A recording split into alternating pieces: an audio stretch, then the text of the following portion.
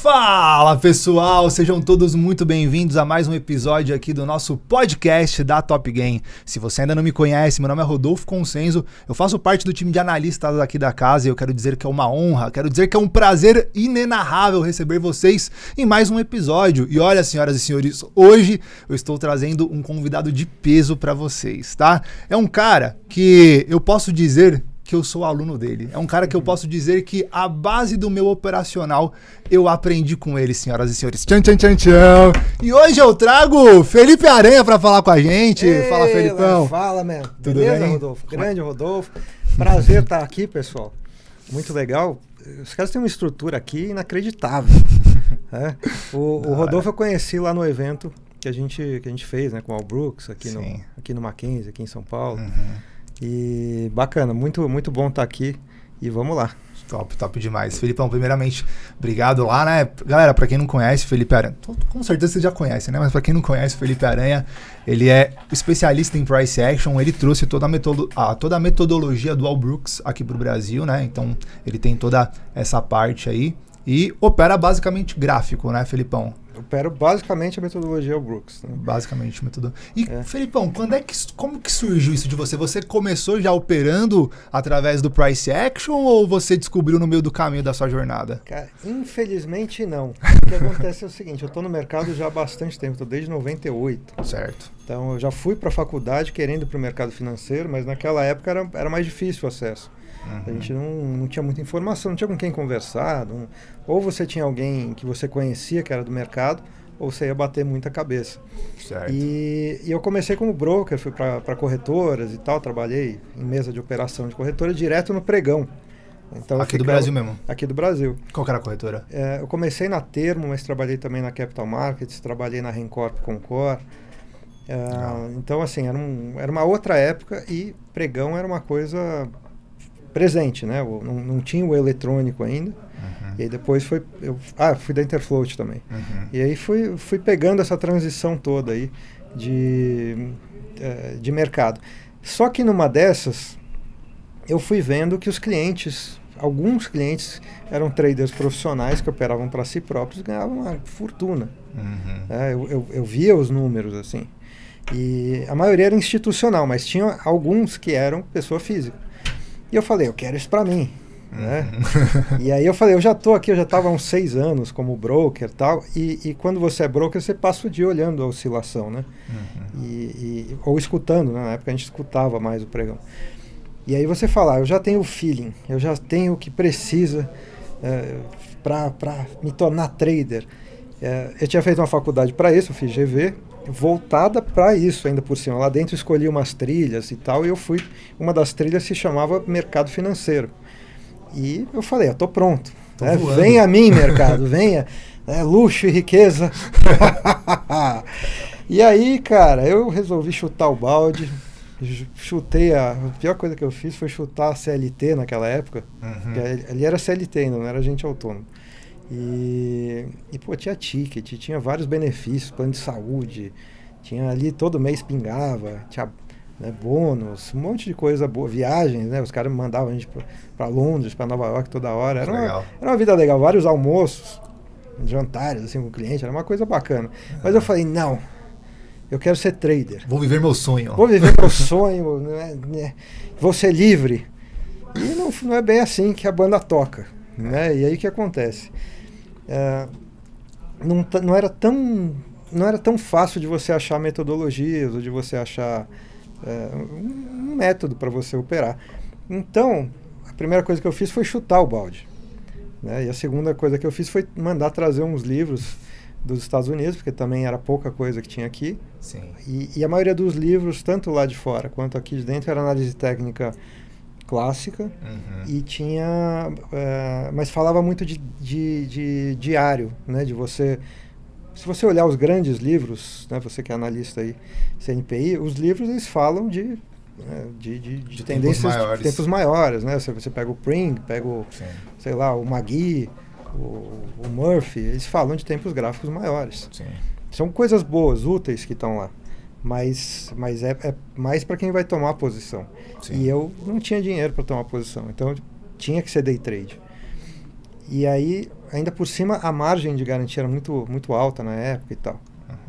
E aí foi isso, eu fui trazendo os livros, aí eu trouxe um monte de livro, eu lia os livros, a maioria era uma porcaria, não esses que eu falei, esses são muito bons. Mas a maioria dos livros que eu trazia eram muito ruins. Tipo, mandava importar mesmo os livros? Mandava importar e demorava para chegar, era caro. E eu lembro até que um deles que eu tinha comprado, que era o Beyond Candlesticks, que era do Steve Nissen, que aliás eu conheci lá na bolsa né, um pouco depois, aí eu acabei conhecendo ele. Mas eu lembro que esse livro chegou e falei, é a solução dos meus problemas. E aí roubaram meu carro com o livro dentro. Putz. Antes de eu começar a ler, assim. Eu lembro que essa foi uma frustração. Que beleza. E era, sei lá, era caro. Era, pra época, para os dias de hoje, seriam uns R$500, cada livro daquele, 600, não sei. E demorava um mês, às vezes 2 meses. Enfim, eu fui estudando, fiz alguns cursos aqui, não dei sorte com os cursos que eu fiz daqui, não me deram base nenhuma. Fui para Interfloat, a galera lá estava vindo do pregão, era um início ali da Interfloat também, o pessoal se adaptando. E aí as coisas não estavam dando certo para mim. Então eu fiquei muitos anos patinando, fiquei uns 6 anos tomando na cabeça e pensando por que eu tinha chutado o balde. Né? Por que eu tinha feito o tal do salto da fé que todo mundo quer fazer antes de estar maduro para aquilo. Depois de quantos anos isso, Felipe? Depois eu apanhei uns 6 anos, 5, 6 anos. Até que eu conheci o Al Brooks e as coisas começaram a mudar. O Al Brooks não era um autor ainda. Ele era um cara, um trader, um cara que operava já há muitos anos, mas ele não tinha nada publicado. Ele tinha na Futures Magazine, ele tinha alguns artigos, mas eu não tinha visto. Eu sei que um dia... bom, eu saí andando, né, fui fazendo minhas andanças e tal, acabei indo morar em Florianópolis. E lá passa muita gente, muito turista. E chegou um cara lá no lugar que eu morava eu aluguei um lugarzinho ali, bem bacaninha, e que tinha uns apartamentinhos, só que no mesmo terreno. E aí eu conhecia muita gente. E nessas eu conheci um cara da Europa, do leste europeu, acho que era não era da Tcheca, era por ali, mas esqueci o país dele agora. Mas o cara ficava rodando o mundo, e aí ele chegou lá com 2 telas de Apple desse tamanho. Hashtag vida de trader. Ele chegou ostentando total, assim. E aí eu falei pro cara, o que você faz? Eu opero bolsa. Eu falei, nossa, cara, então, pô, me ajuda, pelo amor de Deus, né? E aí o cara falou, você já não estudou análise técnica? Eu falei, já. Eu falei, então, você pega o que você usou e você aplica. Eu falei, tá bom, e como é que eu faço isso? Ele falou, procura um negócio chamado Price Action. Só que ele não estava se referindo ao Price Action do Al Brooks. Ele estava se referindo ao termo Price Action, que era um termo muito usado ali na Ásia. Como ele estava nessa época morando pela Austrália, ele ouvia muito falar disso. Era o pessoal de Forex que usava, e essencialmente era pin bar, lá, aquelas coisas assim. Só tipo um padrão de candle mesmo, né? Padrão de candle que eles operavam, eles chamavam de Price Action o gráfico limpo. Era a isso que estava associado. Chart, isso, Naked Chart. E aí eu falei, tá bom, vou olhar. Bom, depois eu descobri que esse cara era uma fraude. Mas nesse meio tempo, eu acabei procurando o termo Price Action e encontrei um livro que tinha acabado de ter sido lançado, que era o livro do Al Brooks, o primeiro dele. Bar to Bar? Bar by Bar. Bar by Bar, que é para o trader sério e tal. Eu falei, tá bom. Dei uma olhada na Amazon lá. E aí eu comecei a ler o livro, né? Tinha um trechinho que podia ler online, e eu fiquei maluco. Porque durante esses 6 anos apanhando, você vai adquirindo algumas coisas. E você percebe, você passa a ter uma sensação, isso é bom, aquilo não é bom. Sim. E eu já tinha também minha experiência como broker. E aí eu falei, cara, esse cara é um gênio. Eu preciso saber mais sobre isso. E por acaso minha irmã, que mora fora, estava vindo e trouxe o livro para mim. uma semana depois, 2 semanas depois. Eu fiquei maluco, fiquei doido com o livro, e é um livrinho pequeno, só que era um livro cheio de problema de edição, já a versão em inglês. Foi um livro que se não me engano, se eu não me engano, o Al Brooks me falou que ele escreveu o livro em 40 dias. Foi tipo saiu vomitando. E ele não era um autor conhecido, então os caras não... Tá cheio de erro de inglês, revisão tava ruim. E os conceitos, eles estavam, de certa maneira, um pouco incompletos. Hoje a gente vê, porque hoje tem muito mais material, tem mais livros, tem mais vídeos dele. Só que eu fiquei louco com aquilo. E aí eu li. E eu operava, passava a madrugada, não queria saber de praia, só queria saber de estudar aquilo. Era tipo, para mim, uma tábua de salvação. Até que as coisas começaram a se encaixar. Mas os padrões estavam incompletos, não todos, né? Algumas das coisas que estavam lá nesse livro me ajudaram muito a ter uma percepção melhor do mercado, e eu consegui começar a equilibrar as coisas. E aí, com o tempo, ele virou um autor mais famoso, aí começou a ter sala dele, eu comecei a participar, aí ele lançou uma trilogia, que é esse mesmo livrinho, aberto em 3, com, sei lá, milhares de páginas, cada livro, 1000 e poucas páginas. Então ficou um volume desse tamanho para um livrinho que era assim, que abriu. Sim. Aí as coisas fizeram mais sentido. Aí, na sequência, ele lançou um curso em vídeo, com mais exemplos. Aí, na sequência, ele refez o curso em vídeo. Ele foi indo. Eu fui também estudando todo dia, feito maluco. Em algum momento, as coisas... Fizeram sentido, assim.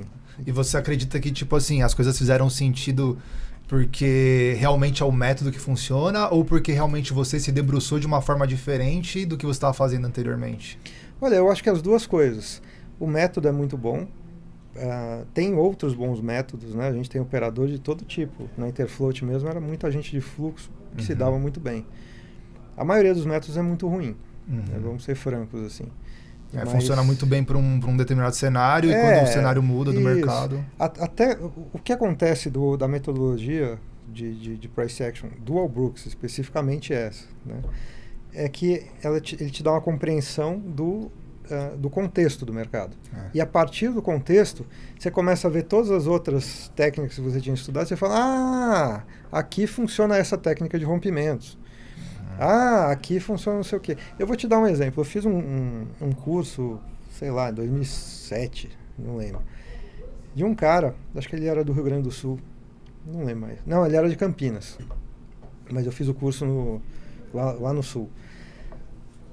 E essencialmente a técnica do cara era você esperar um rompimento do range de abertura. Você pegava a primeira barra ou a segunda barra, já não lembro mais também, do 60 minutos. Se fosse uma barra de rompimento, você entrava para um lado e punha o stop do outro, né, atrás da barra e ia. Se o rompimento fosse para o outro lado, você punha lá também. E realmente aquilo funciona parte do tempo. O problema é a parte do tempo em que não funciona. E aí, então, eu estou falando um dos setups que eu tinha na cabeça.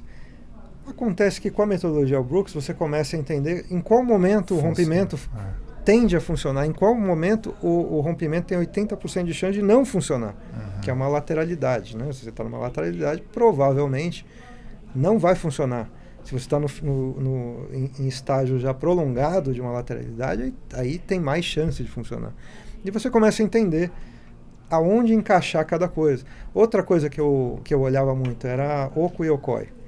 Adorava técnica de Oku e Yokoi. E funciona muito bem. O problema também é, às vezes, que não funciona. E quando você tem uma boa análise de contexto, você começa a saber o seguinte, não saber, né? Você começa a avaliar melhor, aqui tem mais chance de funcionar essa técnica, ali tem menos chance de funcionar essa técnica, então eu vou apostar contra o Oku, contra o rompimento disso. E então, com uma compreensão melhor do contexto, praticamente qualquer setup colocado dentro daquele contexto vai funcionar. E se você acha que o setup é um setup que não funciona naquele contexto, você aposta contra ele. Né? E aí também funciona. Você vender rompimento, tipo isso. Vender rompimento numa lateralidade começando. Vender rompimento você vender uma perna muito forte que quando já está num cenário de exaustão. Você opera contra a perna forte. É meio uma coisa meio doida, é difícil, né? É. Você pensar. Mas se a sua avaliação leva aquilo, isso te ajuda. Também as técnicas de como gerenciar os trades. Dei esse exemplo agora. Você operar contra um rompimento que pareça ser uma exaustão. Não façam isso em casa. Isso é altamente avançado, né? Porque raramente alguém que está começando vai saber diferenciar uma exaustão de uma continuação, de uma tendência muito forte, né? Então, isso é uma coisa mais avançada. Mas se você está num cenário onde mais provavelmente aquilo é uma exaustão, tem maneiras de entrar também, né? Sim. Você entrar menor, se for contra, você escala um pouco, que é diferente de fazer preço médio. Exato, né? trabalhando região, né? Você ir fracionando a entrada e tal, né? Como o banco faz. Exato. Né? O pessoal geralmente faz o preço médio. Ele pode operar 10 lotes, ele vende 10, subiu ele vende mais 10, subiu ele vende mais 10. Vai dobrando a mão, né? Quase 80% dos dias ele saiu no zero ou com lucro, e aqueles 20% que não dão certo explodiu a conta. A gente já viu essa história. Tava falando com o Guilherme aqui sobre isso. Eu trouxe o Guilherme Cardoso? Tava falando pra ele que eu não... Hoje, dificilmente eu entro cheio em algum lugar, né? Geralmente eu vou também dividindo meu lote. Tipo, uma região de suporte. Isso é ótimo. Eu vou dividindo meus lotes. Isso daí que você falou, cara, eu aprendi com você. Eu não tinha coragem de vender rompimento. Tipo, por exemplo, né? O mercado tá numa lateralização, aí ele rompia a máxima. Eu não conseguia entender a venda desse rompimento da máxima. De fazer o tal do fade, né? Com ordens limits, né? Vai jogando. Pois é, precisa saber fazer isso. Só que assim, eu prefiro, claro, operar a favor da tendência sempre. Né? Mas tem dias que o mercado não vai te dar uma tendência. Sim. Então, nesses dias, você opera diferente. Né? Na maioria dos dias, você não vai operar contra um movimento forte. Assim. Mas em alguns dias, o movimento forte é a melhor coisa que pode te acontecer, né? Você operar contra ele. Mas eu prefiro ainda esperar as situações onde o movimento forte tende a ser um rompimento e levar a um movimento projetado, a uma tendência prolongada, a um início de movimento. Sim. Então eu prefiro muito mais o rompimento sadio, aquele que vai começar uma operação, e não o rompimento que tende a terminar. Aliás, tem uma frase nos livros do Al Brooks, no curso em geral, né? Os livros já estão também ficando... Já tem tanta coisa adiantada que os livros estão ficando para trás já. Ele falou que vai lançar mais um agora, né? Vai lançar mais um. Eu lembro que ele falou no treinamento lá que ele fez, né? Isso. Ele está trabalhando nesse livro aí, e eu devo fazer a tradução dele também, eu já fiz dos outros. Mas é que está muito avançado. Eu fui agora no evento dele lá em Orlando, cara, a técnica está lá na frente, assim. O cara não para, né? Não para de fazer. Mas ele até falou que ele não vai mais nem colocar tempo gráfico, né? Tipo, qualquer tempo gráfico... Ele falou muita coisa lá de 2 minutos, falou de tique, falou de várias coisas, assim. O cara tá voando, assim, impressionante. E, bom, daqui a pouco eu falo disso aí, só para não atropelar o pessoal, que eu mesmo atropelei, né? Mas o que eu digo é o seguinte, uma das frases que eu gosto muito, que o Al Brooks fala, é que as tendências costumam começar e terminar em rompimentos. Então, geralmente, qual que é a estrutura de uma tendência típica? Você está numa lateralidade ou numa tendência de um lado, né? E aí você tem um rompimento para o outro lado, ou saindo da lateralidade.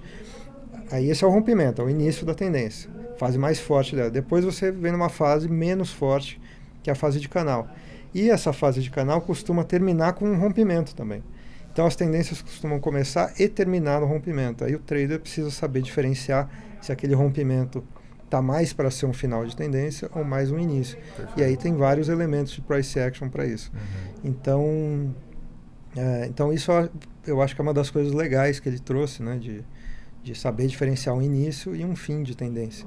Se você está no início, você deve alongar a operação, tentar aguentar a correção se tiver, tentar levar para um alvo mais longo. Sim. Se ela está no fim, ou você opera contra, ou você tenta pegar aquele finalzinho num scalp, né, a favor ainda da tendência, ou você tenta operar contra se você acha que já deu mesmo, assim, que não dá mais.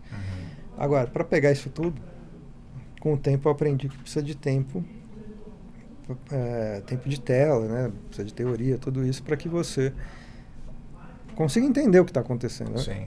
Né? É uma profissão mesmo. Só para vocês entenderem, galera, o Felipe tá falando aqui pra gente, ele comentou sobre algumas coisas aqui que eu acho muito interessante falar para vocês. Geralmente no começo do dia, o mercado ele apresenta uma lateralização. E geralmente, pro lado que ele rompe a lateralização, vai ser a direção do dia, costuma ser a direção do dia. E dentro daquele rompimento, nós temos as projeções dos alvos para a movimentação.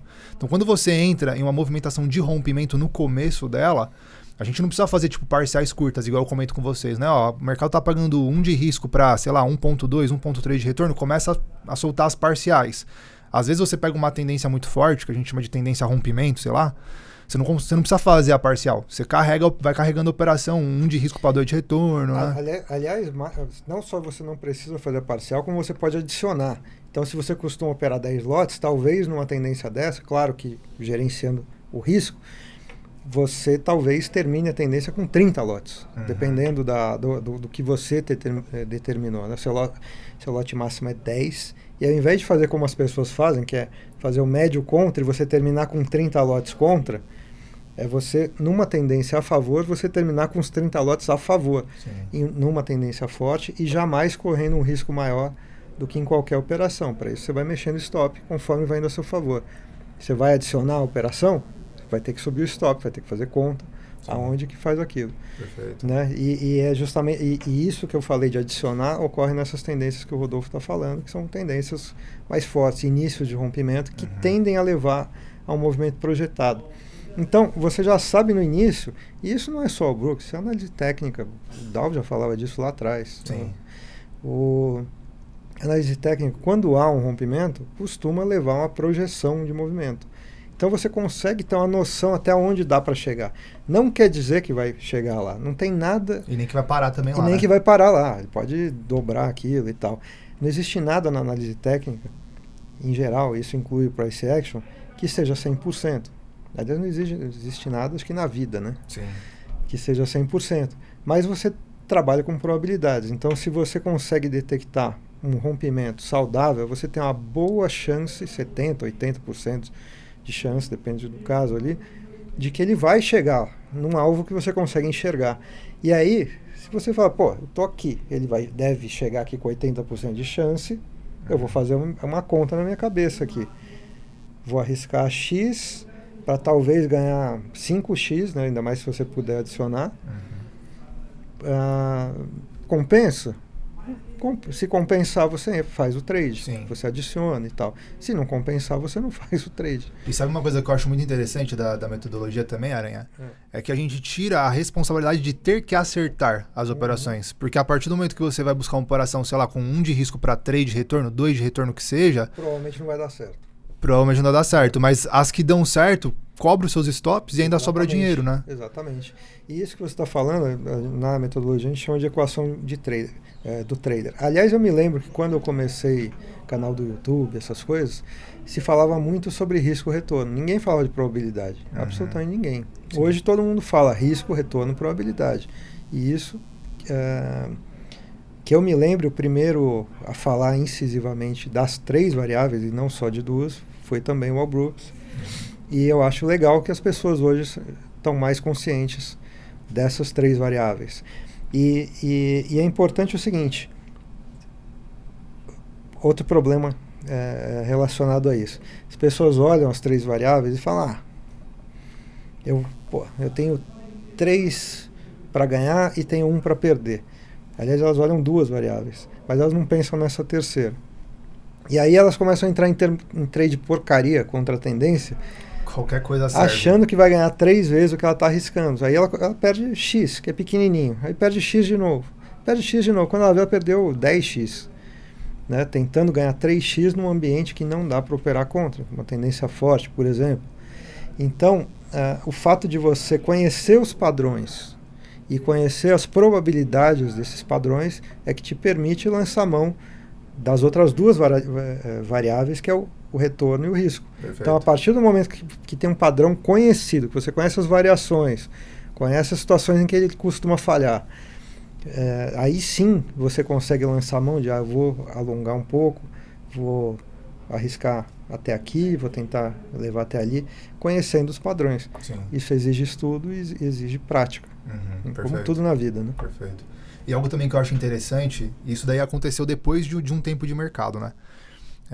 Começando a operar gráfico e tudo mais, e aí, em alguns momentos, a metodologia que eu estava aplicando naquele momento não estava legal, não estava funcionando. Um exemplo, né? Um determinado contexto de mercado. Aí começava a estudar outras coisas. Por exemplo, caí na parte de tape reading, né? Comecei a estudar tape reading. E estudar o tape reading, cara, me fez entender muito melhor a movimentação de preço do gráfico. Por quê? Dá um exemplo, né? O tape reading fala do gráfico assim, mas vocês não sabem quem que tá entrando nessa operação. Às vezes o mercado tá caindo no vazio, às vezes é só movimentação de robô. E é verdade, isso realmente acontece. Só que existem alguns tipos de cenários que não tem como não ser institucional defendendo. Tipo, sei lá, tá falando do índice, vai. Não tem como o robô de índice, não tem como pessoa física de índice trazer o mercado 300 pontos para baixo em um candle, sei lá, de 1 minuto, onde você tem um candle com abertura próxima à máxima e fechamento próximo à mínima. Tipo, dá para entender que é institucional defendendo principalmente regiões de preço. Ou seja, entendendo a movimentação do preço, você meio que exclui qualquer outro cenário, qualquer outra condição para trás e já consegue te dar todo o arsenal que você precisa para fazer as suas tomadas de decisão, né, dentro do mercado. O pessoal de pregão fazia muito disso. Do meu ponto de vista, eu não gosto muito de olhar esse tipo de informação. Para mim, para o que eu faço não me agrega muito. É irrelevante. É irrelevante. Então, assim, eu acho que tem gente que consegue ganhar dinheiro de diversas maneiras no mercado. Tem várias técnicas que funcionam. Eu acho que não é muito bom misturar muita coisa. A não ser que você, misturando, encontre a sua técnica. Como é o seu caso, eu conheço outros traders que misturam. O Ross dá umas misturadas também. Uhum. E o pessoal que era de pregão, eles gostavam muito de olhar quem era. Sim. Né? Eles olhavam lá, é o cara do Santander comprando, é o cara do UBS vendendo, é o cara do Goldman. Eles sabiam até quem estava atrás, porque eles se conheciam. Cara, na roda os caras eram brothers ali, né? Uhum. Sabiam quem estava numa ponta ou na outra. E aí eles usavam muito isso. E esses caras do pregão, quando subiram, quando eu falo subir, acabou o pregão, né? A maioria ali não sabe fazer outra coisa da vida, foi tentar a vida ali na Interfloat ou qual que era aí a do Alisson. Como que é o nome, produção? Você lembra? Dibran, não? A Dibran, isso, Dibran, tinha mais umas duas ali. Tinha ali Nova Invest e mais uma que eu estou esquecendo agora. Que eram as corretoras mais assim da galera do giro mesmo, assim, né? Que era a galera do pregão que tinha subido. Essa galera sentou na mesa, e isso do meu lado lá, né? Com essa visão, eu preciso saber quem são os caras. Era uma coisa que para eles era muito importante, porque eles já estavam há 20 anos olhando lá embaixo quem fazia, e eles precisavam achar uma maneira de operar parecido com o que eles faziam. Então eles olhavam muito essas coisas, de quem é que está comprando, quem é que está vendendo.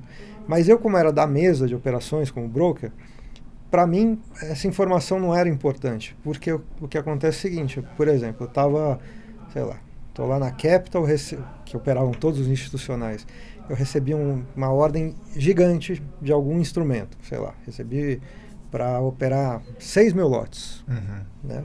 Aí o cara dava a instrução, de pouquinho em pouquinho, a cada 5 minutos você faz 10 lotes, você vai, né, tal. Recebia a instrução. Ou às vezes ele falava, pregou tudo, que ele queria causar um impacto no mercado.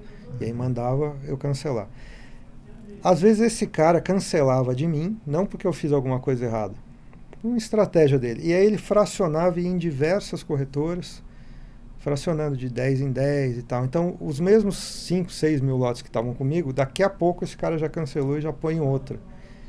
E aí o pessoal que estava olhando para a Capital, né, assim, a Capital está comprando nesse nível, os caras vão olhar, agora tem um vazio. Isso já está distribuído em outras corretoras. Então, por isso é que eu nunca me dei muito bem em olhar os comitentes ali. Sim. Né? Então, por que eu gosto do gráfico? O gráfico você consegue ter as informações que eu consigo analisar ali na hora. Então, por exemplo, eu consigo ver velocidade de uma barra, aceleração. Sim. Com isso, eu sei que tem muito lote, sei que tem institucional, não preciso saber quem urgência, é. Né? Não preciso saber se é a XP, se é o Goldman, se é na época tinha garantia. Bons tempos. Eu não preciso saber quem é. Tem urgência naquela barra, tem rapidez, assim, arregaçou, né, digamos assim, com todo... Apesar que não é um termo tão ruim assim. Não, né? Tá de boa. Eu arregacei. Já falar coisa pior, já? O cara foi lá e tomou tudo que tinha. Eu já sei que isso aconteceu, porque senão aquela barra não ia crescer daquele jeito. Mas se a barra terminou como uma barra de tendência, eu já sei o que aconteceu ali. E se eu observei durante a formação dela, eu já sei a velocidade que foi, eu já sei o quão agressivo está o mercado para aquele lado. Sim. Né? E aí, o que o gráfico me ajuda é, beleza, esse foi o movimento. Agora eu quero saber, perto do que tem acontecido no mercado, perto do preço, se esse movimento está mais para uma exaustão ou se ele está mais para um novo rompimento. Sim. Né? Então, o gráfico me ajuda nisso. Uhum. Eu vejo o pessoal de fluxo, que opera muito bem, sempre vi muita gente ganhando dinheiro com fluxo também. Mas o fluxo sempre me deixou muito inseguro por causa dessas coisas. Eram movimentos muito curtos. Vou te falar que é a mesma parada, Aranha. A mesma parada, cara. Sabe por quê? Por exemplo, numa barra que a gente tem uma movimentação... O som vai sair e vai me bater. Vai nada. Olha isso, daqui a pouco ele tá aí.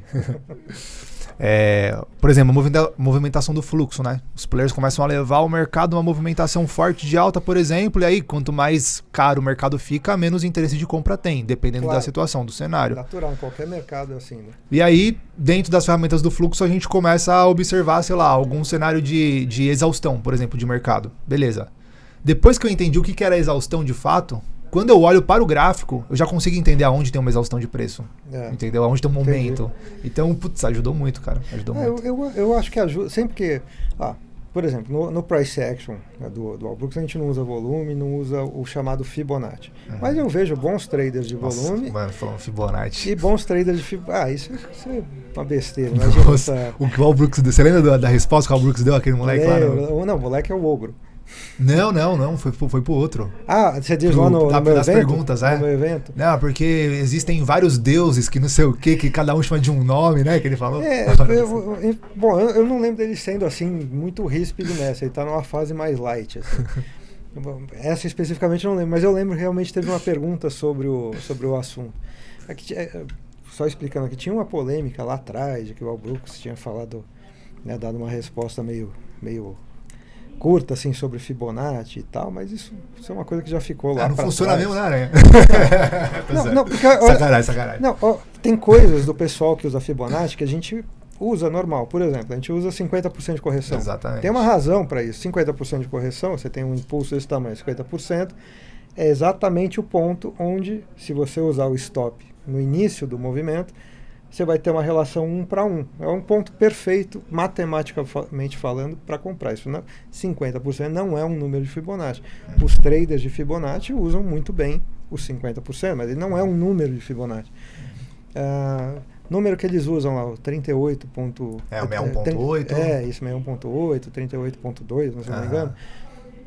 Eu não vejo problema nenhum alguém usar aquilo. Eu uso 1/3 e 2/3. Não busco movimentos exatos. Às vezes vai no tique. Eu estou buscando a correção de 1/3, ou estou buscando uma correção de 2/3, ou estou buscando uma projeção de 1/3, ou estou buscando 1/3 da projeção, ou 2/3. E dá certo. Então, ao invés de eu usar o 68, eu uso 66 por comodismo. Não faz grandes diferenças. Sim. Inclusive, a gente opera muito em algumas coisas muito parecido, né? Sim. Mas o que eu estava dizendo é o seguinte, tem gente que usa coisas que eu não uso, que a gente do price action em geral não usa e que se dão bem. Tem gente que usa o fluxo, a gente não usa, e o cara usa o fluxo com maestria. Ótimo. A gente não usa volume, a gente acha que é uma informação que você já vê na barra, não precisa. Verdade. Tem gente que acha que não, que o volume é fundamental, ele usa, ganha dinheiro, beleza. Tem gente que usa Fibonacci, ele usa, se ele usa com maestria, maravilha. Eu acho que esse negócio de ficar competindo, técnica... A gente já tá uma porrada de todo mundo, né? A gente que é trader. Mas a maioria dos caras que ficam nessa discussão inútil são os caras que não estão ganhando dinheiro nenhum. É verdade. Essa que é a verdade, né? É verdade. Tem gente que ganha dinheiro sem olhar gráfico, sem olhar fluxo, só com planilha de Excel. Eu conheci alguns, inclusive muita gente de banco opera assim. Já conheci trader de notícia, que aparentemente ganhava dinheiro. Quando eu falo ganha dinheiro, pessoal, eu só sei quem ganhava dinheiro na época que eu era broker, que eu via ali. Hoje não tem como saber quem ganha e quem não ganha, né? Mas conversando, você tem como saber. Se o cara não está ganhando dinheiro ali, é só algum ajuste do cara, tal. Mas assim, você vê que os caras fazem, que o cara está fazendo a coisa certa. Sim. Mas discutir sobre técnica, né? Os caras quase saíram no pau uns anos atrás, né? Aliás, às vezes saíam. a minha é melhor, eu sou do time de não sei quem, eu sou do time de não sei quem, isso é uma besteira, que nem você brigar por causa de futebol. Sim. Então, geralmente é um cara que não joga nada, que tá brigando com o outro ali na torcida, né? Eu sou de um time e tal, sou do outro time. E os caras que jogam mesmo estão se abraçando, estão indo em festa junto, convidando. O cara do Corinthians está convidando o cara do Palmeiras para ir fazer churrasco em casa. Aqui na Top Game a gente tem os operadores, às vezes opera fluxo, às vezes opera gráfico, né? Aí o pessoal do gráfico fica zoando o pessoal do fluxo. Fez parcial no dólar de meio ponto, que não sei o que, fica zoando. A gente enche o saco um do outro, lógico, né? Isso não tem como. Eu chamo os caras de fluxo de centavista. Os caras que estão buscando aquele negocinho ali. E os caras do fluxo também enchem nosso saco. Falam, você tá vendo... Tá vendo o que aí? Tem a borboleta invertida do não sei o que, né? O dinossauro, o pterodáctilo. O que você tá vendo? Tá vendo desenho em nuvem? Né? O que é isso? Então a gente se zoa, mas é com respeito, assim, e assim, pra mim, o que o cara faz pra ganhar o dinheiro dele é problema do cara. Sim. Eu não vou discutir com ninguém. Se o cara tá me falando que tal coisa funciona pra ele, tá bom. Mas na minha visão, e por tudo que eu já experimentei, assim, eu gosto muito da técnica de price action. E tem mais uma coisa.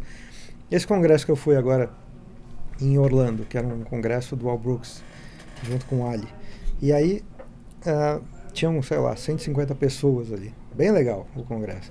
E teve a parte de trade ao vivo. Então, dos 4 dias de seminário, 2 foram trade ao vivo.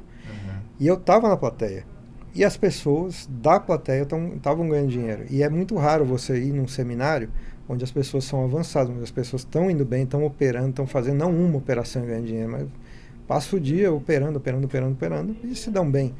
Então, tudo isso me convence que a técnica é muito boa. Certo. Se outras técnicas também são boas, aí é com as outras técnicas. Né? O pessoal de fluxo eu via na Interfloat, que eram muito bons, mas esses caras não eram exatamente que eles tinham uma técnica. Eram os caras do pregão que usavam ali Times and Sales, tudo isso aí, e os caras iam lá fazendo o giro deles lá e, sei lá, no final dava certo.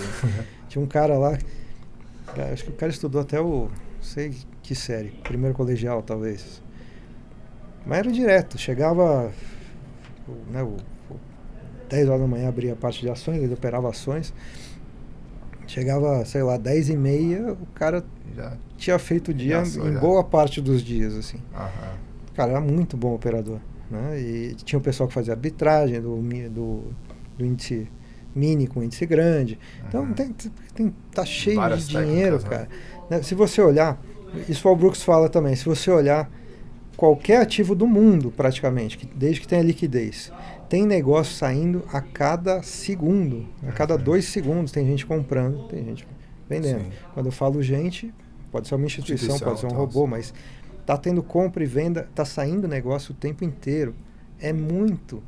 Né? São bilhões de negócios que estão saindo ali todo mês. Esse é o mercado, né, cara? Esse é o mercado, não tem uma comprar, técnica. A gente quer vender. Isso. E outra, dentro do price action, eu posso ter um operador comprando, outro vendendo e os dois ganhando dinheiro. Como? Sim. Um fez scalp, por exemplo, numa tendência forte. O cara vendeu contra a tendência ali e conseguiu um scalp. Não façam isso de novo, hein, pessoal? Isso aí é a pior coisa que você pode fazer. Mas tem gente que gosta disso. O cara ganhou um scalp na correção. O trader da tendência, ele comprou aqui em cima, aguentou uma correção, mas depois o mercado foi a favor dele. Mas ele não acertou na mosca. Se você acertar na mosca sempre, parabéns, me ensina. Sim. Porque realmente eu não conheço ninguém que acerta tudo na mosca. Mas o cara aguentar uma correção e depois ganhar muito, isso quer dizer o quê? Que um ficou menos tempo, ganhou o scalpzinho dele, e o outro ficou mais tempo, aguentou correções e tal, fez o que tinha que fazer e ganhou um pocão. E os dois fizeram o que se propôs a fazer. Um se propôs a ganhar pouquinho, ele é um scalper, e o outro se propôs a ganhar mais. Ele faz a gente chama de swing no price action, mesmo que seja um day trade. Com operações mais longas, né, onde você ganha. Acima de 1:1 é swing, né? Já considerado.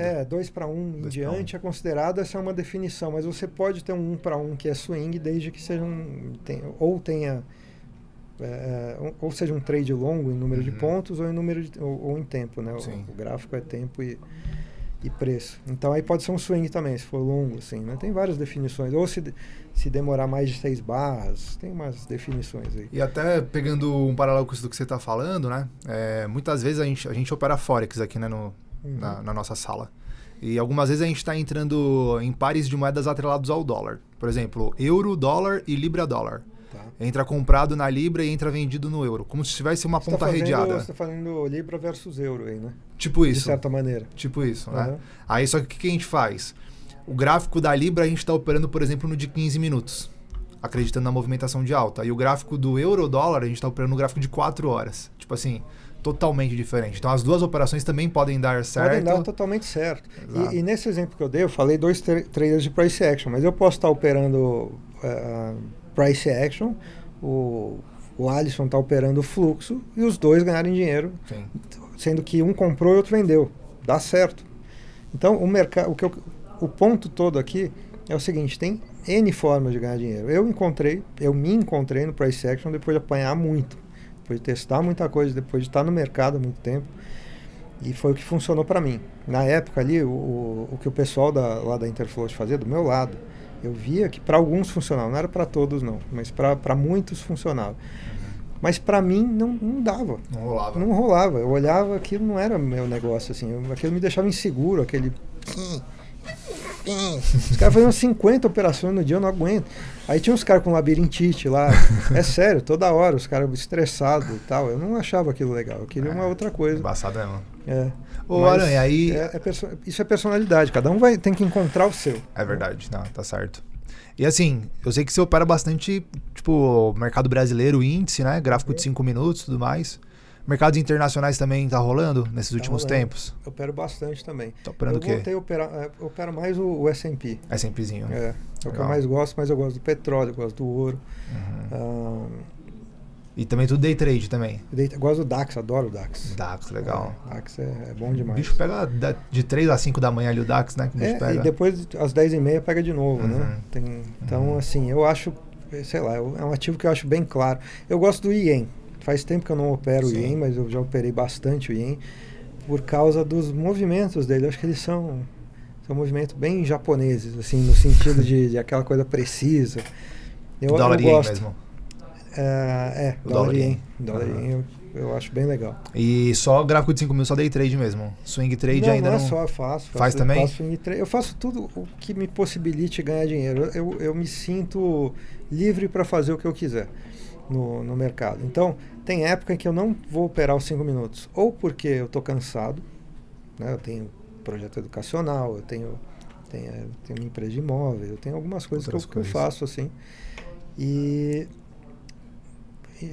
tem que ser prazeroso. Né? Eu não sou obrigado, não tenho uma arma na minha cabeça todo dia, você vai fazer tal coisa. Porque se tivesse, eu ia perder dinheiro, provavelmente, porque eu ia ficar na pressão. Sim. Mas o dia que eu estou afim de fazer trade mais curto, eu faço. Eu faço 2 minutos também. 2 minutinhos também? Faço também. Legal. Não é o que eu aconselho para os alunos, mas eu faço. Em algumas situações. Gosto muito de operar o 30 minutos, então em épocas que eu estou mais sossegado, estou para fazer uma viagem, estou me sentindo meio de férias, estou cansado, já bati meta, sei lá, seja lá o que for, aí às vezes eu opero 30 minutos que eu gosto muito. 30 minutos para mim foi fundamental na virada de chave. Caracas, que legal. Por quê? Eu já estava estudando ao Brooks fazia uns 2 anos e estava ali meio...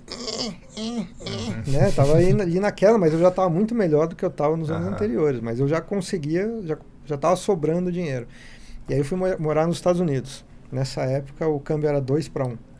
Nossa, que maravilha. Sonho, hein? Aquilo era bom, cara. Aquilo era bom demais. Quando dava 4 horas da manhã para operar Brasil e eu comecei a fazer um sistema, eu comecei a perceber que os 5 minutos para mim era muito rápido naquele momento. Certo. Para mim, para o meu raciocínio. Eu acho que a gente tem que admitir quem a gente é. Tá né? certo. Eu acho que você não está competindo com... A gente está competindo por dinheiro no mercado, mas ninguém está competindo pessoalmente com ninguém.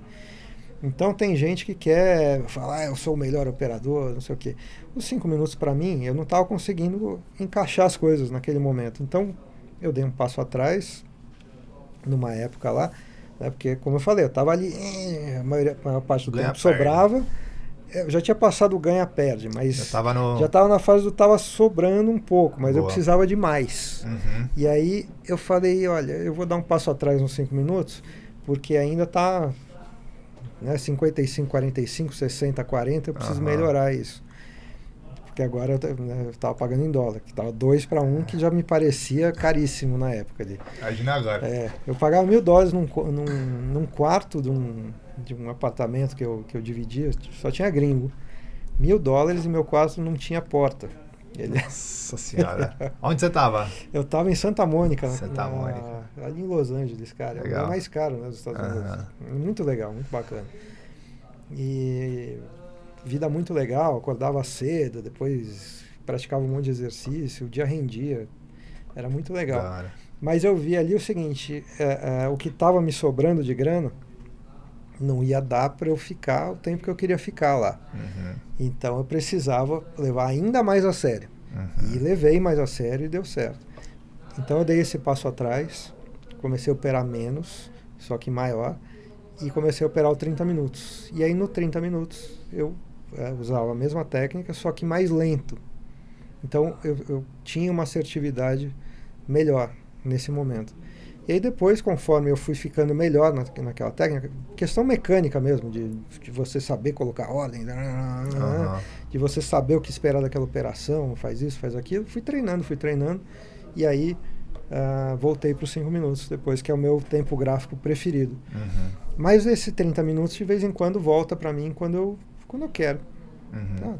Sei lá, não estou tão afim agora, não estou numa época tão operador, né? Não estou tão... Sim. Porque o pessoal imagina, não sei porquê, que uma vez que você se torna operador, é só aquilo que você faz da vida. Né? A gente tem vida. A gente tem, Exatamente. Né? A gente Exato. tem família, tem nossos interesses, tem, sei lá, outras coisas. Né? Eu tive um tempo, meu pai estava doente, e aí eu tinha que operar mais lento, porque eu não tinha tempo mesmo. Tá certo. Tempo hábil. E pra você acha que muda muita coisa, assim, na questão tecnicamente falando? Tipo assim, putz, não, nos 5 minutos acontece mais esse cenário, no de 30 acontece mais esse outro. Eu acho que o grande problema do 30 minutos e de tempos gráficos mais altos é que você tem que ter mais paciência. Uhum. Aí você tem que ver se você é uma pessoa paciente ou não. Porque tem gente que gosta do... né? E, de novo, tem época que eu não estou tão paciente. Aí não tem como eu operar em 30 minutos. Sim. Porque eu quero saber o que está acontecendo. Ou às vezes eu estou muito na pegada, estou muito bem. Aí eu quero fazer o máximo de trade possível. Sim. Porque eu estou muito bem. Então eu estou com clareza na mente e tal. Vou fazer grana. Né? Várias vezes, várias operações. E aí eu baixo o tempo gráfico. Ou por 5, ou por 2. E arrepio. Porque eu estou bem. Aí... Só que isso cansa, porque é um lance mental muito forte. Nossa, verdade. Se você faz isso em série muitos dias, especialmente 2 minutos, eu não consigo fazer o dia inteiro de 2 minutos. Consigo fazer um pedaço do dia, 1 hora, 2 horas, mas só que aparecem tantas operações. Enquanto isso, no 30 minutos vai aparecer 1 a 2 por dia. Vamos dizer aí umas 5 por semana. Uhum. E tem dia que você não vai pegar, né? Porque você saiu bem naquela hora, Sim. você olhou para o lado, você titubeou, o mercado... então você tem menos operações, mas você também você tem menos frequência de perdas. É verdade. Né? Você vai ter menos frequência de acerto, mas tem menos frequência de perdas. E você tende a errar menos no tempo gráfico maior. Porque você mecanicamente não vai cometer alguma estupidez. Né? Hoje em dia eu já não cometo mais compra e venda, até porque eu já era treinado da época de broker. Mas pegando um exemplo bem simples, o cara quer comprar, apertou a boleta errada, sei lá, sabe quando faz aquele... Sim, né? Quem nunca? Esse eu não faço mais, ou pelo menos não costumo fazer mais, mas tem outros que eu me embanando lá e como eu opero em diferentes mercados, às vezes eu estou operando no mercado e era outro. Ainda mais que né, hoje em dia tem plataforma que você opera, você clicou numa aba diferente ali e você tá operando, você estava no DAX, quando você vê, você está operando, sei lá, petróleo. Então, umas dessas de vez em quando eu falo, nossa! Às vezes eu faço umas também às vezes eu vou para demo, especialmente se eu estou fazendo alguma coisa educacional e tal, às vezes eu deixo na demo. Nem sempre, mas às vezes eu deixo. Ou se eu estou ao vivo, né, para poder me concentrar na aula e não no operacional. Sim. E às vezes eu estou na demo Só que eu queria estar na real. Aí eu coloco uma ordem maravilhosa, assim, sabe? Só que eu errei. Estou na demo e eu queria estar no... Sim. E a minha intenção era estar na real, mas aí eu falei, nossa... É embaçado. Uma vez que eu tava... Desculpa, eu te Não, cortei, vai lá. não. Bom, só tava falando isso, que quando você está operando em tempos gráficos maiores, você tende a cometer menos erros.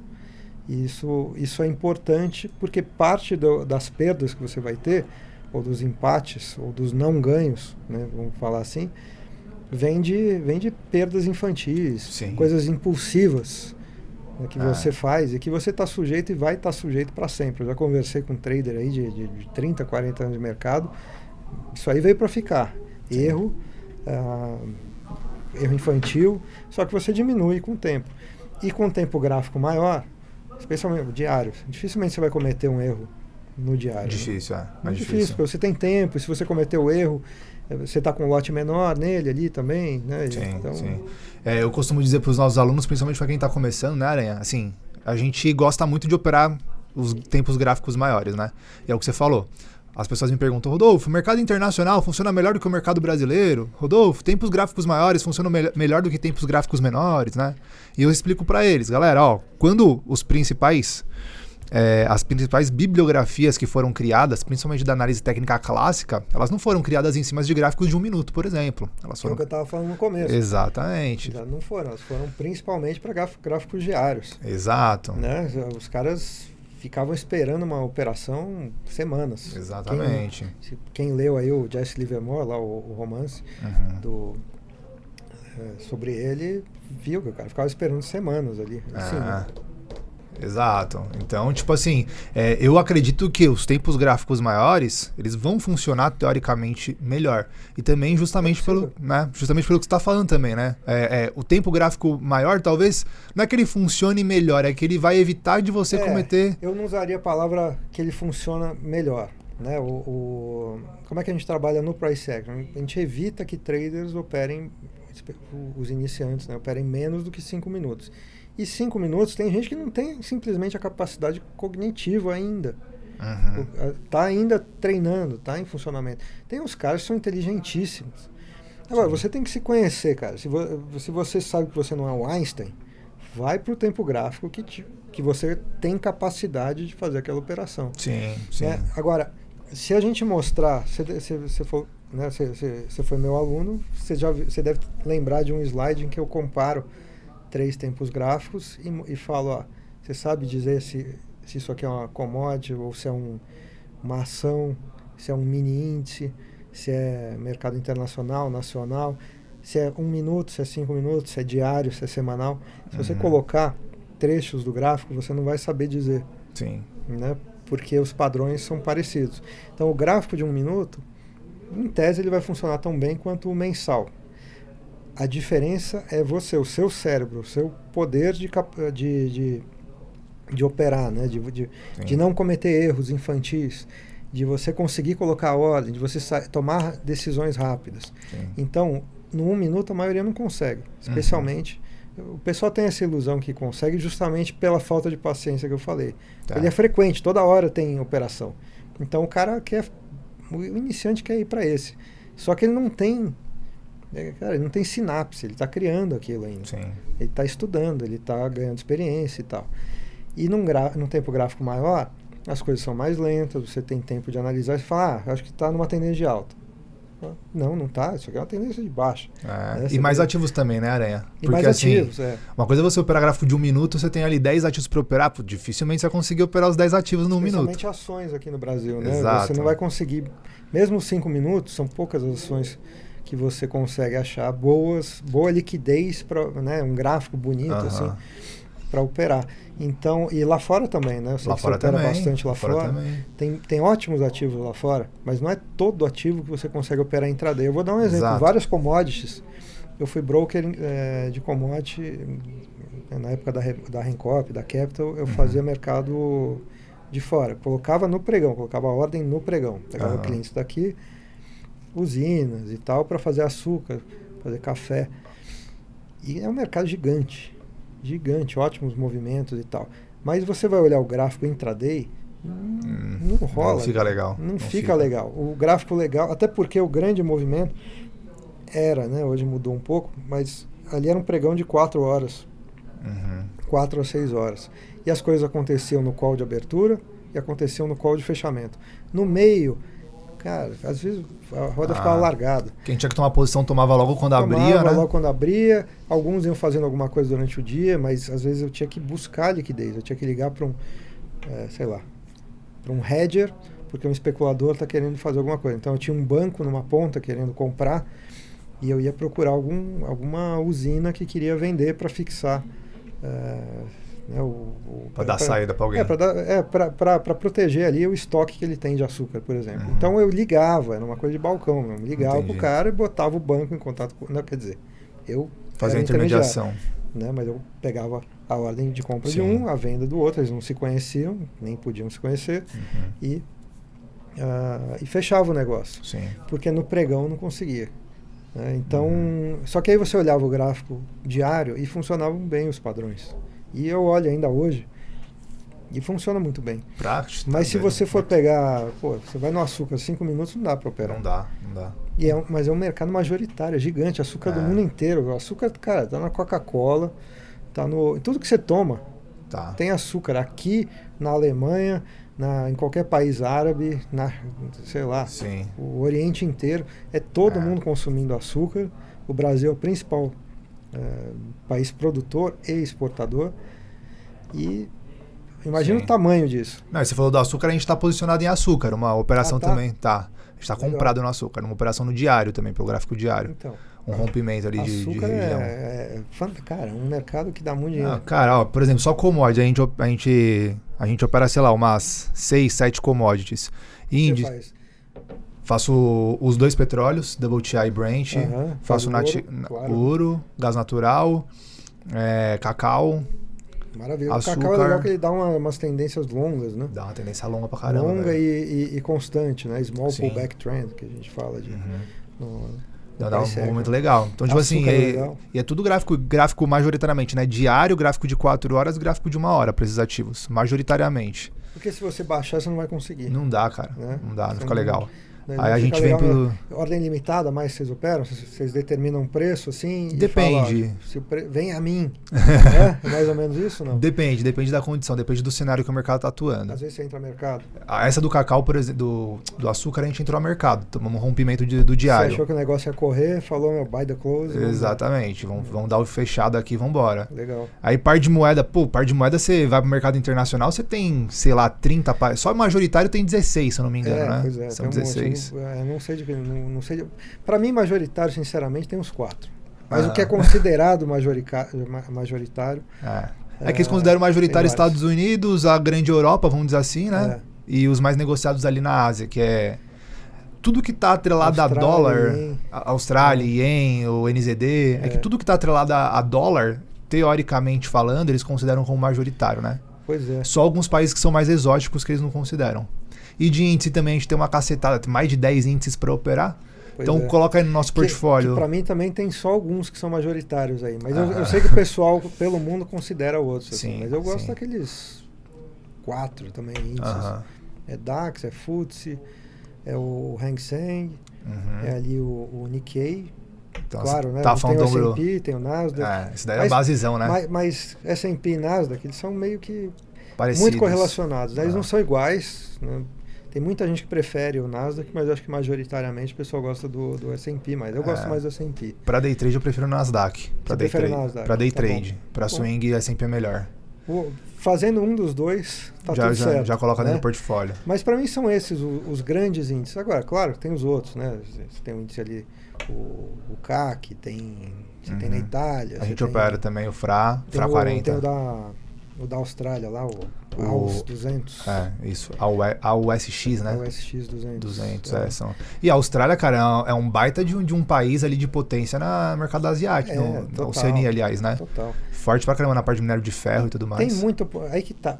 Tem muita oportunidade. A gente tem que abrir a cabeça, pessoal. Agora eu vou dar um recado aqui pro pessoal, porque já que eu já tô mais de tiozinho aqui da bolsa, pessoal, pessoal fica em chat brigando por causa de técnica, por causa de ativo, por causa de não sei o quê. Ficam falando mal da Bolsa Brasileira também. O Brasil é um tesão para operar. A gente tem o contrato, o mini índice é o contrato, o maior número de negócios do mundo, segundo a Bolsa. Eu descobri isso na própria Bolsa. Não é o maior em volume, que aí você tem o S&P lá, o mini S&P. Mas a gente tem, assim, o Brasil é ótimo para operar. Estados Unidos é ótimo para operar. Europa é ótimo para operar. Ásia é ótimo para operar. Austrália é ótimo. Commodities são ótimos. Forex é ótimo. Tudo é ótimo. Sim. Né? Desde que você saiba operar. Então, a primeira coisa é você aprender a operar. Então, você pode fazer isso tanto se especializando em um contrato primeiro e uma técnica, por exemplo, no meu caso, Price Action, que é o que eu uso, né? Mas um contrato índice, por exemplo, ou você pode se especializar em uma técnica, né? Acho que primeiro tem que ser uma técnica, e aí você escolhe um padrão, e nesse padrão você escolhe pelo mundo os ativos que melhor se encaixam naquele padrão. Perfeito. Naquele dia. Então você pode diversificar dessa maneira. Vou operar correções em tendência, que é o que todo mundo deveria operar. Profissionais operam isso, e quem é iniciante tem que operar isso também, não é ficar operando contra a tendência. Então você, vou operar pullbacks em tendência, tá bom. Aí você opera geralmente mini índice aqui do Brasil. E o mini índice está parado, está numa lateralidade, você vai procurar pelo mundo alguma coisa que esteja em tendência, para que você possa usar o padrão que você se especializou. Então são essas opções, ou você se especializa num padrão, ou você se especializa num mercado, e aí você tem várias estratégias para lançar mão. E escolher também um padrão dentro da tendência que você vai operar também, né? É mais fácil. Vai um por vez, né? Então a melhor coisa que você tem para fazer é você domina um padrão. Você não pode ser mais ou menos em vários padrões. Você tem que ser bom num padrão para tirar dinheiro. Lembra que do outro lado tem um cara que está tentando tirar dinheiro de você, né? Sim. Um cara, geralmente uma instituição. E então você escolhe, se especializa, ficar muito bom naquilo. Tá bom, ficou bom nesse determinado padrão de correção em tendência, agora passa para o próximo padrão de correção em tendência, passa para o outro. Até uma hora você vê se você está com um ferramental gigante, e aí você está operando qualquer coisa, a qualquer momento, e livre. É aquilo que eu falei, você não é obrigado a todo dia operar grande. Exatamente. É por isso que eu falo dos gráficos longos, sabia, cara? Porque os gráficos longos, eles dão pra gente essa liberdade, né? Pelo menos é o que eu sinto. Eu falo que é o trade da academia. Você abre o trade e vai embora pra academia, deixa lá. É o trade de Walmart, né? Que a gente fala no Price Action. Mas eu acho que é isso. O trading é sobre liberdade, é sobre você ter poder de escolha. Uhum. E então, assim, se eu não tô a fim de operar, cara, eu não vou operar. Aí se eu tenho que operar, porque eu tô, por exemplo, lá na minha sala ao vivo, e não tô a fim de operar, o que eu vou fazer? Eu vou botar uma conta demo. Aí, falando isso aqui, lá vem os haters embaixo, né? Operador de conta demo. Cara, se eu quiser operar conta demo, eu opero, né? Faço o que eu quiser. Mas os dias que eu quero operar grande, eu vou operar grande. Só que aí eu vou me concentrar muito mais, vou me fechar. Eu não vou deixar o WhatsApp do lado. Exato. Eu vou operar grande. E aquilo que eu vou fazer, eu tô com a mente clara, eu tô a fim de fazer aquilo, vou estar feliz fazendo aquilo, eu vou fazer aquilo. Exato. Aí, não, agora eu tô a fim de operar o 30 minutos. Ótimo, eu opero 30 minutos. Tô a fim de operar o diário, opero o diário. É o que eu sempre falo pros caras. Vocês conhecem o analista Rodolfo, vocês não conhecem o operador Rodolfo. É diferente. O operador Rodolfo não vai estar aqui, eu tô comprando por... Não, o Rodolfo vai comprar aí, mano, tem que ir, vambora. Você como analista vai ter que ter um padrão que você sempre apresenta, mais ou menos aquela coisa, para aquele determinado público que está entendendo aquela coisa que você está falando. Exato. Né? Eu tenho certeza que tem muito mais coisa na sua cabeça que você sabe, mas que às vezes não dá, né, para você passar ali naquela hora, porque as pessoas... Talvez você prejudique a pessoa do outro lado. Precisa entender, né? Porque não adianta a pessoa entender só um pedaço da equação, né? Ela precisa entender o todo. Então, às vezes, você está fazendo aquela entrada, mas você sabe o que é que vai determinar a sua saída. Sim. Depois que o programa já acabou. Uhum. Né? E às vezes é uma coisa diferente do que as pessoas que estão lá. É um outro motivo que eu não gosto tanto de fazer day trade junto com a galera, porque a gente fica ao vivo 1 hora por dia, 1h30 por dia, É pouco, né? É pouco, porque assim, eu vou entrar numa posição, vou tomar uma posição de day trade, tá? E daqui, e se eu sair? Ó, galera, tchau, valeu, e a posição tá aberta. Tipo assim, como que você vai gerir essa posição, sacou? É diferente, swing trade dá pra você, tipo, vou abrir no gráfico de 4 horas, amanhã quando eu voltar, pô, aí dá pra eu conseguir fazer a gestão da operação com a galera, entendeu? Uma outra coisa também. Mas pra mim mesmo também eu gosto, cara, eu gosto bastante de swing trade, não que eu não opere day trade. Mas swing trade pra mim, cara... Eu gosto de tudo, sou apaixonado pelo mercado financeiro, cara. Eu acho que, sei lá, é a coisa mais legal que tem. É da hora. É o que eu gosto de fazer. Não é tanto o que eu gosto de falar. Nunca fui aquele cara que gosta de ir pra mesa, de boteco, ficar trocando ideia, de trade e tal. Aliás, eu e muitos que eu vi até hoje que são profissionais não gostam tanto de ficar trocando essa ideia. Sim. Né? Não é uma coisa tipo, olha o meu carro aqui, quero dizer o seguinte, quem gosta de cavalo vai mostrar, olha o meu cavalo, aí mostra aqui, olha a anca, olha que morfologia maravilhosa, esse carro, olha que coisa bonita, ou aquilo. No trade eu acho que o pessoal, muitos gostam de trocar ideia, mas é uma ideia mais, não é exatamente, eu estou fazendo tanto, ganhei tanto, não sei o que, é uma ideia mais do tipo, e aí, o que você faz? Gosto de operar, por exemplo, está sendo legal trocar uma ideia aqui, entender teu raciocínio ali que você gosta de operar mais longo e as razões para isso. Isso é muito mais legal do que trocar a ideia qual é o teu trade do açúcar? Isso não me interessa tanto, porque o trade do açúcar ele pode funcionar agora e não funcionar. Se for por uma razão ruim, ele não vai funcionar depois de novo. Sim. Então isso não me traz informação nova. Mas a razão que você está falando do porquê que você gosta de operar longo, isso sim. Isso é uma coisa que me agrega. Então aí eu gosto, quando eu tenho a oportunidade de trocar ideia com um trader, de trocar essas ideias mais de coisas, não especificamente a operação em si, porque o cara pode ganhar dinheiro, pode perder dinheiro, exatamente. não sei o quê. Entrando um pouco mais a fundo disso daí que você está falando, qual é a pergunta que as pessoas mais fazem para você e que você acha que é uma pergunta boba, que não vai agregar em nada para elas, e qual você acha que é a pergunta que elas deveriam fazer, esperando uma resposta boa sua? Eu acho que a pergunta que o pessoal mais faz... É que muita gente hoje em dia, como já muita gente me conhece, me pergunta muito sobre a técnica, né? A técnica que eu uso, detalhes da técnica mesmo. Meu público já é um público bem... que já estuda bastante, assim, então me fazem boas perguntas. Mas eu acho assim, a pergunta mais tosca, que aí já é geralmente fora da comunidade, e aí, hein? Me dá uma dica aí para eu ganhar dinheiro no mercado. Qual que é a ação boa? Me fala um ativo aí. Se eu te der uma grana, você... Opera para mim? Você opera para mim? Essa é a maior besteira que alguém pode fazer. 50-50? Então, eu acho que isso é a maior idiotice. A pessoa querer uma... Qual é o melhor setup? Essa é uma pergunta bem... que deveria ser reformulada pela pessoa. Porque não tem o melhor setup.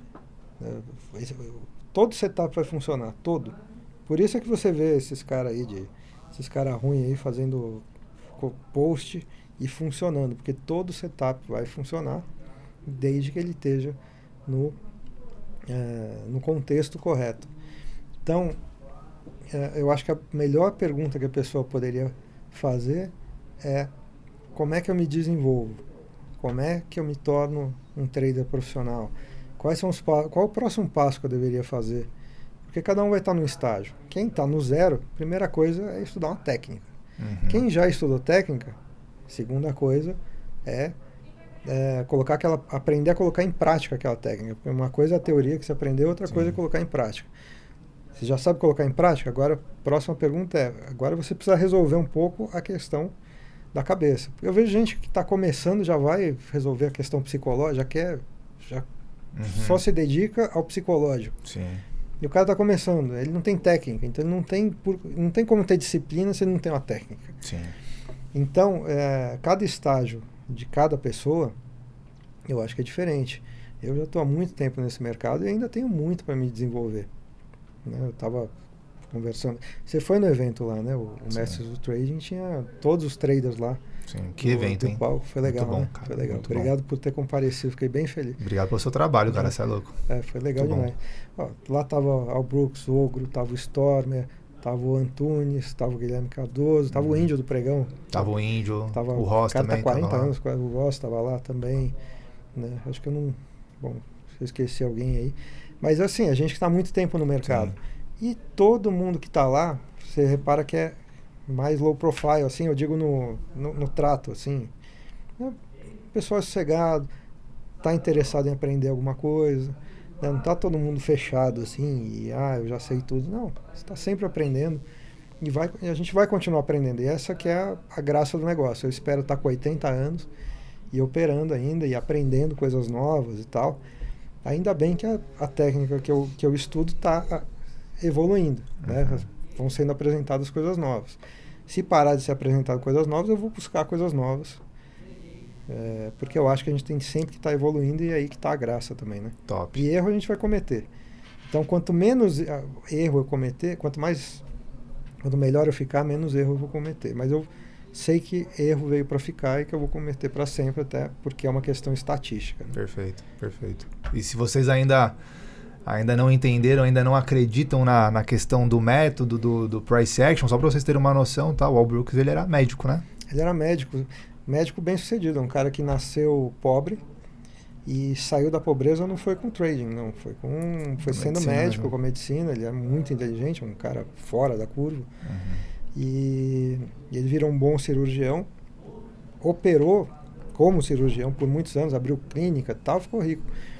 E até que chegou um momento que ele viu, aí ele começou a se interessar pelos mercados. Ele cresceu em Chicago, que tem muito a vibe, né, de mercado. A bolsa de futuros está lá, a maior do mundo. Né? Exatamente. E aí ele queria, era um sonho dele. Ele não gostava de medicina, ele foi fazer porque a mãe dele queria que ele fizesse, ele fez. Naquela época a gente escutava os pais ainda, né? E aí ele fez, ficou rico, mas ele não estava feliz. E aí ele começou a estudar mercado financeiro, até que um dia ele montou uma posição no dia do crash de 87. Ele contou essa história lá no seminário. E aí ele montou uma posição vendida no dia do crash. Só que ele fechou a posição porque ele tinha uma cirurgia. Sim. Ele ganhou, sei lá, $1.000 na cirurgia, $2.000. E ele teria ganho 500 mil, 1 milhão, não lembro o número que ele falou, de dólares. Isso em 87, né? Que é bem mais do que o valor de hoje. E aí naquele dia ele falou, não, eu vou parar com o que eu já consegui da medicina e vou me dedicar. Sim. E aí o que aconteceu? Perdeu dinheiro 10 anos. Tentou tudo quanto é técnica, não deu certo, mas ele é um cara fora da curva e falou, quer saber? Ele ficou revoltado. Falou, eu vou fazer minha própria técnica, porque esses caras aí não tem nada a ver. E aí ele ficou. Aí ele era muito bom em catalogar as coisas, como médico, né? Imagina os padrões que você tem. Você não é médico, né? Imagina. Não, sou engenheiro. Bom, também é difícil, né? Assim, as coisas todas você tem que aprender. Imagina contador, cara, ou advogado, mas principalmente médico, os padrões que você tem que saber para fazer um diagnóstico. Então ele ficou muito bom em diagnosticar coisas, em catalogar padrões, e ele fez isso com os mercados por diversão. E aí ele fala, tem gente que gosta de esporte, eu gostava de ficar em casa olhando gráfico e classificando. Até que chegou um ponto que ele ficou muito bom nos padrões que ele classificou. E a chave virou lá para ele começou a operar bem, né? E ficou anos sozinho em casa operando, muitos anos. Eu tô falando que em 87 foi quando ele largou, né? Sim. A profissão de medicina. Sim, e aí sim. ele virou autor em 2009. Então, só pra galera ter uma noção que realmente é uma parada que transforma vidas, né? Transforma completamente. Muita gente deixa de ser... O Stormer era médico também. O Stormer também é médico. Cara, eu gosto demais do conteúdo do Stormer, cara. Nossa, vamos ver se eu consigo trazer ele pra cá. Stormer consegue sim, ele é um cara bacana. Foi no evento lá também. Tava lá. Uma palestraça. Então é isso que eu acho da hora, porque muita galera fala só de índice ou só de dólar. Agora quando a pessoa começa a falar de vários temas dentro do mercado... Exato, é isso que eu digo. Isso é da hora demais. Vamos abrir a cabeça, pessoal, né? Não sei o que acontece. O pessoal fica num fla-flu, assim, de mercado, de não sei o que, é só um tempo gráfico, não sei o que. Tudo vai funcionar e a maioria não vai funcionar. Né? Dentro desse tudo. Nada vai funcionar se você não for bom naquilo. Sim. Mas se você for bom, se você se dedicar, acha uma coisa que seja de acordo com a sua personalidade, estuda aquilo, vai bem naquilo e, cara, as coisas vão acontecer como em qualquer área da vida. Eu vou abrir um comércio, a maioria dos comércios não vai funcionar. Sim. Mas alguns que o cara se dedicou, às vezes o cara se dedica e não dá certo, mas alguns que o cara se dedicou, que o cara fez direitinho ali, o comércio vira, ele vai indo, né? Mesma coisa no trade. Se você pudesse pegar uma qualidade sua que faz a diferença hoje dentro do mercado para você passar para as outras pessoas, qual seria essa qualidade? Paciência. Você tem que esperar os padrões se desenvolverem. E, cara, você não pode ser uma criança mimada ali, né? Eu entrei agora, o mercado tem que fazer isso. Não. Você tem que ter paciência, você tem que ter pé no chão, reconhecer se você fez besteira, pular fora e tomar a perda, engolir a perda. E isso vem com a confiança de que você consegue recuperar aquilo. Isso vem com o tempo.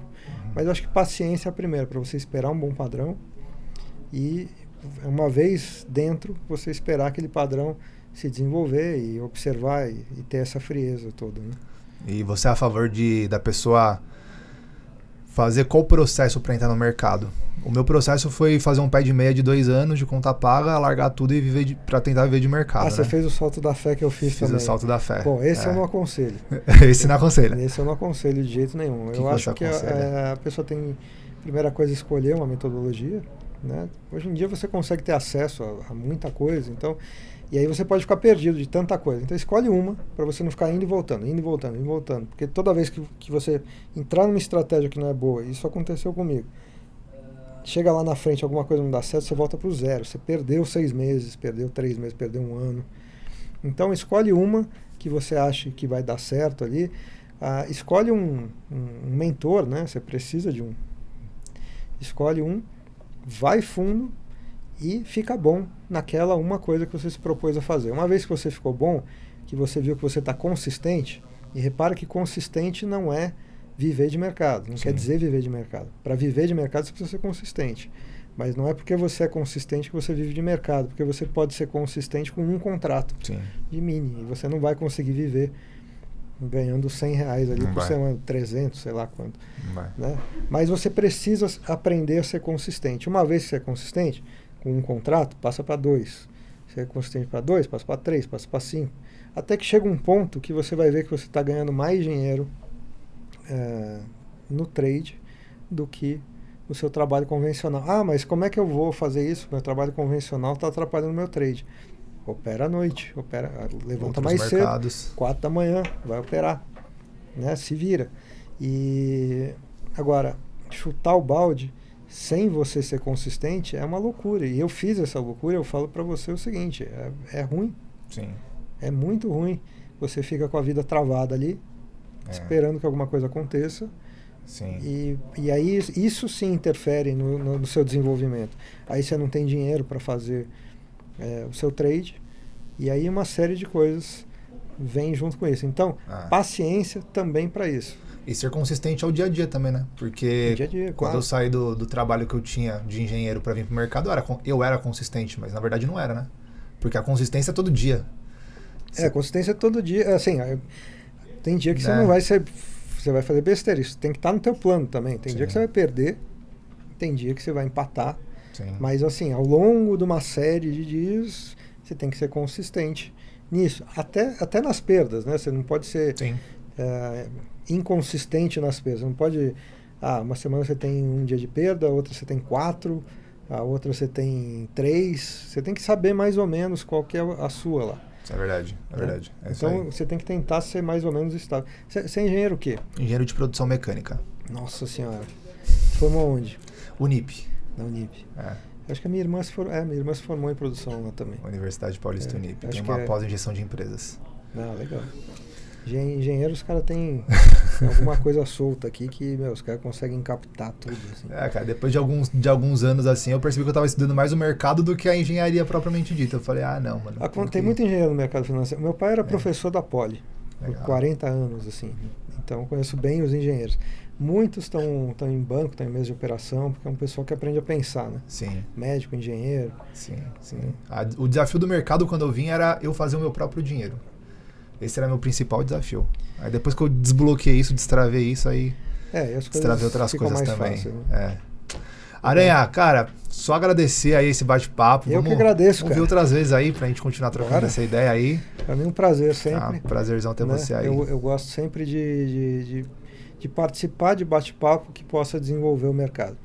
Né? Eu não sou tanto do bate-papo de boteco, mas quando é um bate-papo assim que pode levar algum desenvolvimento, mensagem para alguém, aí eu sou sempre a favor. Então, conte sempre comigo aí. Então, quer deixar a sua última mensagem para a galera? Bom, minha mensagem para a galera é o seguinte: tenha cuidado, mercado é coisa séria, não é uma brincadeira. Estude, escolha uma técnica, fique bom nela, não tenha pressa. Não vai ser de um dia para o outro, não é para ninguém. Não foi para mim, não foi para o Al Brooks, não foi para a maioria dos caras, não foi para o Lombardi. O Lombardi também tomou pau, sei lá quanto tempo. Sim. Foi para ninguém. Tá? Então tenha paciência, porque como qualquer coisa na vida, você tem que primeiro se desenvolver e aí você fica bom naquilo. Tá bom? Top demais. Senhoras e senhores, esse foi o nosso podcast com o nosso grande mestre Felipe Aranha. Todas as informações aí do Felipe Aranha, informações das redes sociais dele, vai estar tudo na descrição desse vídeo. Você pode ir lá e também seguir e acompanhar o trabalho dele na internet. Beleza? Senhoras e senhores, um forte abraço. Até mais. Valeu. Valeu, mano.